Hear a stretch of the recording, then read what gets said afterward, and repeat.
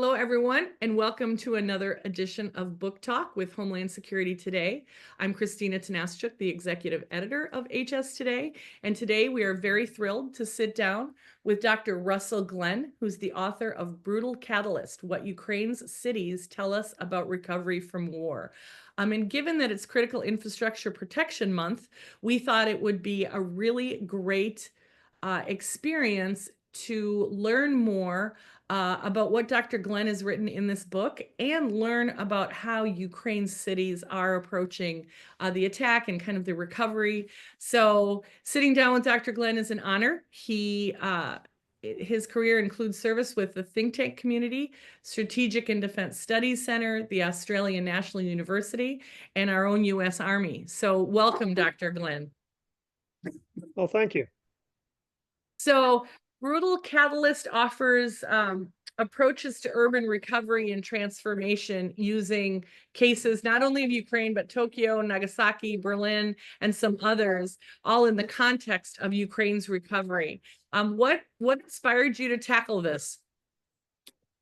Well, I've been working on urban contingencies of one sort or another way back in 1993 was the start. And ironically, I was posted to Rand as an Army officer, and they said, work on whatever you want. I said, well, I think urban operations is going to be significant because we had just been in Panama in 1989.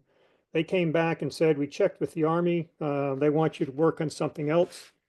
As fate would have it, 2 weeks later, Black Hawk Down in Mogadishu, and the Army came back to Rand and said, we've changed our mind. Go ahead and let them work on that. So for the past 30 years or so, I've been working urban contingencies. And originally it was how to deal with combat in urban areas, in great part, how to make it less dangerous for non-combatants. But in recent years, I've transitioned to more disaster recovery, of which I include war and obviously battles in urban areas as one form of disaster to go along with all those that are spurred by natural or Mother Nature's events.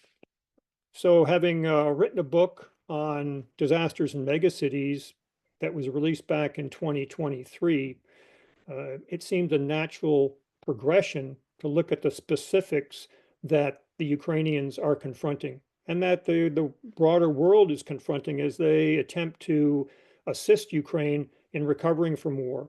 And it's a fairly unique situation in that Ukraine, the international community, to include NGOs and IGOs, are actually moving toward recovery from war, even as Ukraine continues to resist the Russian incursion. That, of course, was not the case in World War II with the examples that you cited and that I use: Tokyo, Berlin, Manila, and likewise in other contingencies since World War II. So it's actually, although I use war, the Ukrainian war, as the exemplar, you could actually put recover from disasters rather than just war in it. Again, if you understand that war striking a city or a city having to suffer war is dealing with a catastrophe, it perhaps is, arguably is, the worst form of disaster that a city can experience. And therefore, the lessons that you can draw from examples such as what Ukraine is experiencing, has experienced, can be applied to a hurricane, to flooding, to an earthquake, whatever else the case might be. And so to me, again, this is a natural extension of earlier work. War is certainly the most brutal of disasters. It unfortunately tends to go on for an extended period of time. An earthquake strikes, flooding strikes. Generally, it's a matter of perhaps minutes, perhaps days. In the case of war, obviously, it can go on for weeks or months or even years. And again, now we have another reason that we draw on war as we look at how we recover from these events, and one that is the worst case that you could have to deal with. Absolutely. Well, and in war, you see that cities that perhaps could have helped you, like in natural disaster, cities around that city that was devastated can help, but in war, they're being devastated as well. So there's not a lot of help to be found. You cover a lot of challenges to that urban recovery, like housing, healthcare, education. What areas do you think pose the greatest hurdle in rebuilding efforts, and why do you think that? That's it's a tough question, and it's also one that I'm going to have to answer conditionally, because it really does depend on the city that you're talking about, the nature of the contingency, and quite frankly, how that city is suffering its greatest disasters, if you will, or catastrophes. And it's generally not a case of one or two. It's a case of how do you balance your resources so as to be able to recover in a way that addresses everything that needs to be addressed, and in a dynamic environment where priorities are going to change over time. So generally, it's the physical infrastructure that gets attention when you look at wartime recovery. Now, that is the most straightforward. Certainly, historians would find that the easiest to record and to analyze, because there are plentiful public records in that regard. And the date and I should say, the debates around physical recovery seem to carry on and have the same character regardless of what period of time we're in. There's always a debate about, if the destruction is widespread, do we rebuild the city as it was before the war? Do we hearken back, instead of immediately before the war, to years before, and try to recreate some former culture? Or do we take into account that the world now is not the same as it was, and look forward to how the city can perhaps prepare for the future, now that, and I hate to say opportunity, but there's an opportunity to develop in a way that might have previously been impractical. For example, in what, 10, 15, 25 years, it's very likely we're going to have more in the way of driverless cars. And that, without getting into it in too great a detail, arguably that might mean that we don't need as many parking garages. We don't need as many gas stations, because many of those are going to be electric. So do we now, as we rebuild, not go back to having the same number of parking garages, not having the same number of gas stations? Or do we at least build in such a way where features like that are deliberately built such that you can transition and put something else in place, with the expectation that you're going to be dealing with a different situation in that 10 or 15 or 25 or however many years it happens to be? Absolutely. Many would argue that Ukraine was doing exactly that, just trying to recover from being under Russia's thumb for such a long time. So they were in the middle of doing that. So yes, I guess there will be more opportunity. This is also certainly considered resilience. In the US, we call this resilience and being able to recover. But you talk a lot also about international cooperation, and that is key to urban recovery. Could you expand on what that entails and how it works in areas with ongoing conflict like Ukraine? Certainly. And there's an overarching situation here that makes Ukraine somewhat unique, in that even after the conflict ends, it's very likely that the threat of Russia is not going to go away. So unlike, say, Berlin or Tokyo or Manila after World War II, you're going to have a situation where you can expect not so much a peace, but perhaps a hiatus. Let's recognize that what happened in February of 2022 wasn't really the start of a war. It was a continuation of what began back in 2014 with Russia's incursions into the Crimea and the Donbass region. There's no reason to think that when there is a hiatus in the current conflict, that you're still going to be able to avoid hopefully not a physical renewal in the sense of combat as we see it now in Ukraine and in Ukrainian cities being bombarded, but you're certainly going to be dealing, at least in the immediate term, with cyber attacks that Ukraine experienced in the years between 2014 and 2022, and attacks against urban infrastructure in particular, as occurred during that time period. So the international community's support is vital in the sense of, number one, not only to address what's going on right now in the way of recovery, building schools and other facilities underground, which is ongoing, helping hospitals and other medical facilities recover, which is also ongoing. But there's also, we can only hope, the support acting as a sense of deterrence. Did Russia expect that the international community, Europe, United States, other countries from around the world, was going to step in and help Ukraine not only fight a war, but also to recover from a war to the extent that has occurred? If Russia doesn't understand the lesson, then maybe other countries will look at it and say that perhaps going to war is not in our best interests, if in fact we're going to find the civilized nations of the world backing the country that has been violated.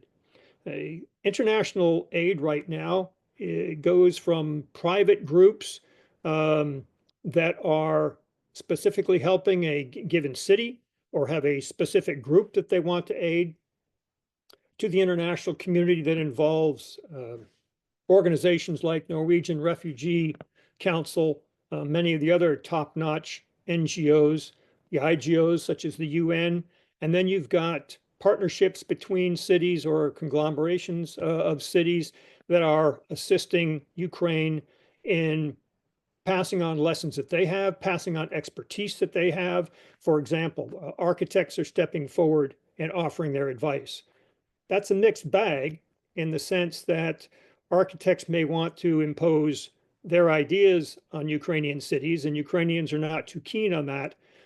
But if it's a matter of offering advice or offering alternatives, and then Ukrainians get to choose what they want in the way of rebuilding their cities, that's the way they can harvest the good ideas, but not feel they're being dictated to. Absolutely. And this has been really fascinating because, of course, resilience and this book is really for kind of everyone involved in emergency management, homeland security, anyone looking at some of the challenges that cities face.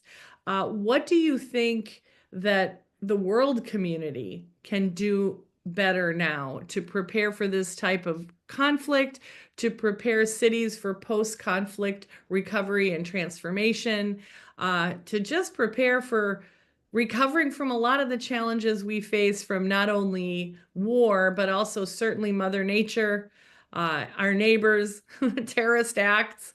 There's a lot happening everywhere.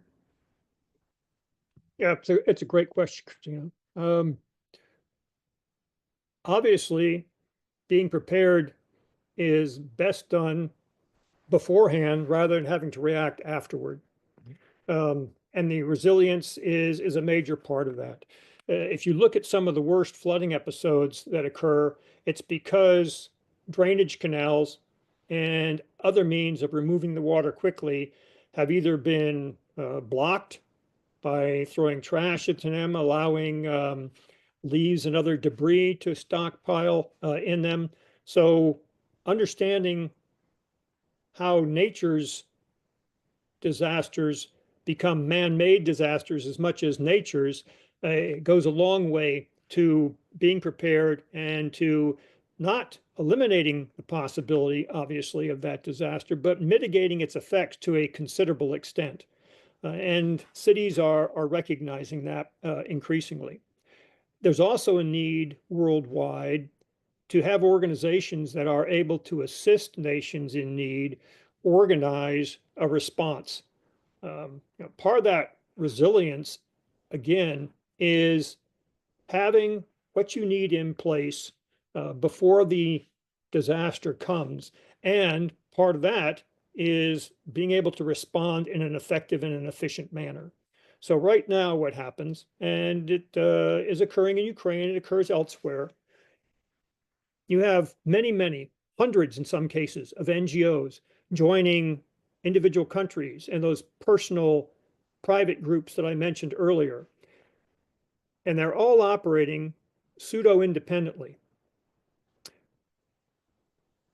Disasters, natural or otherwise, need to have overarching organizing entities that help these individual organizations to apply their capabilities in the most effective way possible. The UN has some capability. They organize various functions into voluntary groups that say, and I'll get to demining in a minute in more detail, but say demining or financial aid or education.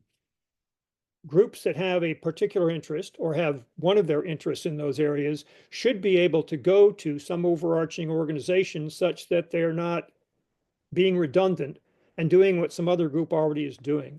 That kind of overarching capability is too rare, especially when it involves being able to consolidate funds, say in support of education, and allocate it in a way that's most efficient.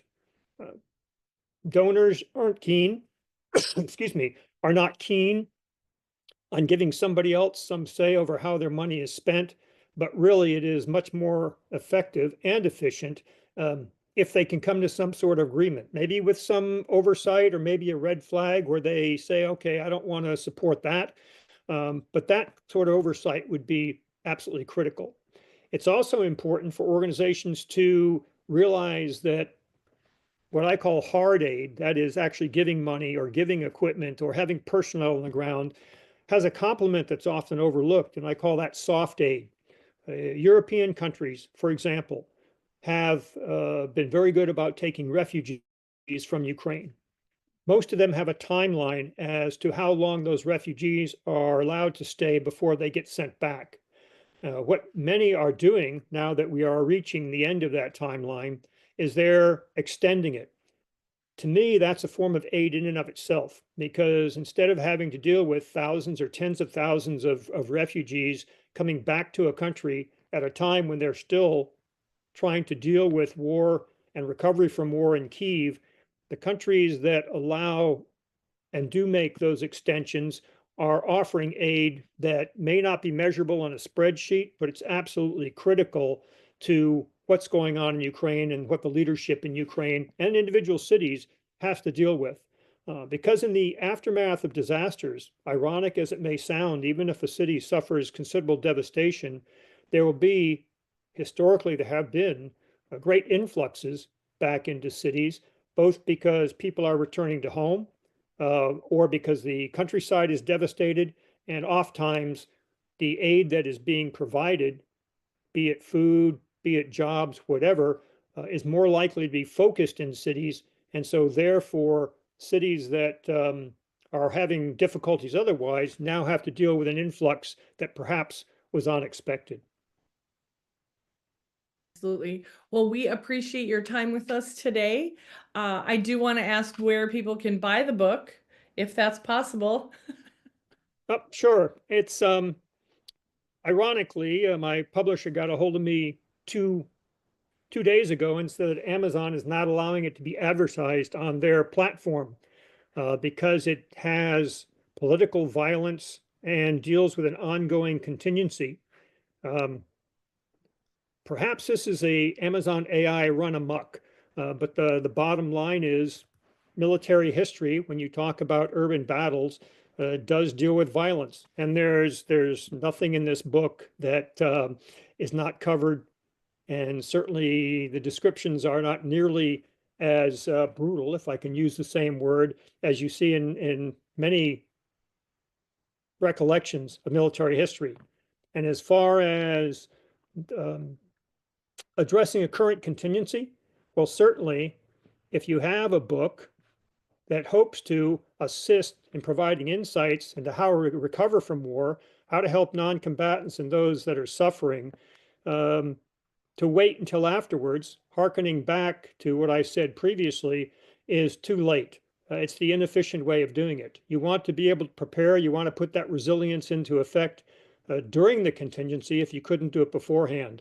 So why we have a banning of advertising that would get the word out is beyond me. Bottom line is, however, it can be purchased on Amazon. It can also be purchased through your local bookstores if they note the title, note the author, and Ingram is the distributor that will allow Barnes and Noble or other bookstores to be able to order it on behalf of anybody who would like to read it. Excellent. Well, we will also provide any links that we can so that you can all pick up Brutal Catalyst by Dr. Glenn and Dr. Russell. Glenn, thank you so much for joining us today. And we look forward to an ongoing conversation about how cities can come through these disasters better and stronger. Thank you for spending time with us today. It's a pleasure. I appreciate you all giving the book the attention that you do, Kristina. Best to you. Thank you.